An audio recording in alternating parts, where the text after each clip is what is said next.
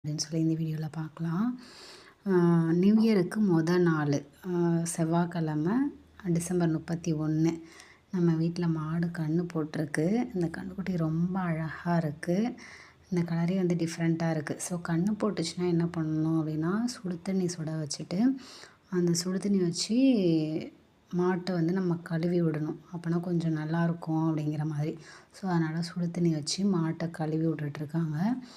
நல்லா மடியெல்லாம் கழுவிட்டு அதுக்கப்புறம் தான் நம்ம பால் கறக்கணும். நாள் பால் கறக்கும்போது சீயம்பால்னு சொல்லுவாங்க. இது வந்து ஃபஸ்ட்டு 3 நாளுக்கு சீயம்பால் கிடைக்கும். அந்த சீயம்பால்னால் என்ன அப்படின்னா, நம்ம பால் காய்ச்சினோம் அப்படின்னா கட்டி கட்டியாக வரும். ஸோ அதில் நம்ம வடிகட்டிட்டு கட்டி கட்டியாக இருக்கிறதுல சர்க்கரை போட்டு சாப்பிடுவோம். அதுதான் சீயம்பால். மோஸ்ட்டாக எல்லாருக்கும் தெரியும்.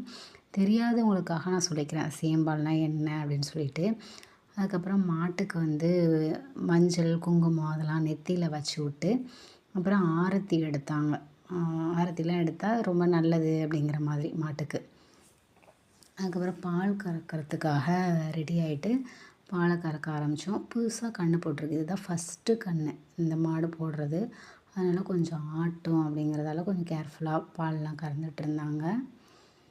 இந்த பால் கறக்கிறதப்போ கன்றுக்குட்டியும் பாலை குடிச்சிக்கிட்டே இருந்துச்சு. ஏன்னா ஃபஸ்ட்டு நாள் அப்படிங்கிறதால அதையும் குடிக்க வச்சுக்கிட்டே பாலை கறந்தாங்க. அப்போ தான் மாடு ஆட்டாமல் இருக்கும் அப்படின்னு சொல்லிட்டு. ஆனால் இந்த 3 நாளைக்கு அப்புறம் இந்த சீயம்பால் முறிஞ்சிரும் அப்படின்னு சொல்லுவாங்க. அப்போ வந்து பால் நார்மலாக கிடைக்கும். அப்போல்லாம் கன்றுக்குட்டி இந்த மாதிரி காமிச்சிக்கிட்டேலாம் பால் கறக்க முடியாது.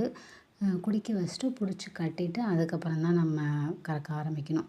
ஸோ அந்த சீயம்பாலை நம்ம செஞ்சுட்டு ஒரு பாத்திரத்தில் வச்சு ஃபஸ்ட்டு நாள் அப்படிங்கிறதால சாமி கும்பிடுவாங்க. என்ன அப்படின்னா, அந்த மாட்டுக்கு வந்து எந்த ஒரு நோயும் வரக்கூடாது, மாடும் நல்லா இருக்கணும், நல்லா பால் கறக்கணும், அந்த கன்றுக்குட்டிலாம் நல்லா இருக்கணும் அப்படிங்கிற மாதிரி சாமிக்கு முன்னாடி இந்த சீயம்பாலை வச்சு தீவார்த்தனை காமிச்சு சாமி கும்பிடுவோம்.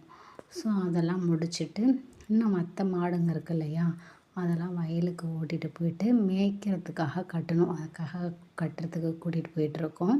நல்லா இந்த மாதிரி லென்த்தாக ஒரு கயிறை போட்டுட்டு ஆல்ரெடி மாட்டில் ஒரு கயிறு நம்ம கட்டியிருப்போம். அதையும் இதையும் ஜாயின் பண்ணி கட்டி ஒரு மரத்தில், இது வந்து செம்மரம் வயல், 1 ஏக்கருக்கு செம்மரம் கன்று வச்சுருக்கோம். ஸோ அந்த வயலில் வந்து புல்லு நிறையா இருக்கும். அதில் மற்ற பயிருங்க எதுவும் இல்லை. நம்ம இந்த மாதிரி கயிறு போட்டு கட்டி விட்டுட்டோம் அப்படின்னா காலையில் ஒரு 10 o'clock அந்த மாதிரி அந்த மாடு வந்து அதுவாக மேய்ஞ்சிக்கும். நம்ம ஈவினிங்காக போயிட்டு அந்த மாட்டை பிடிச்சி நம்ம எடுத்துகிட்டு வந்து நம்ம தொழுவத்தில் கட்டிடலாம்.